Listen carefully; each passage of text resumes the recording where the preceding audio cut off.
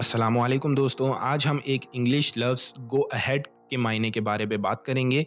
Go ahead का उर्दू में मतलब होता है आगे बढ़ो या आगे चलो। जब आप किसी को कहते हैं कि गो अहेड, तो आप उन्हें इज्जत दे रहे हैं कि वो काम शुरू कर दें या आगे बढ़ जाएं। मिसाल के तौर पर, अगर आप किसी को रास्ते में रोक रहे हैं और फिर उन्हें कहते हैं go ahead, I will catch up with you later, तो इसका मतलब है कि आप उन्हें कह रहे हैं कि वो आगे चलें और आप बाद में उनसे मिलते हैं।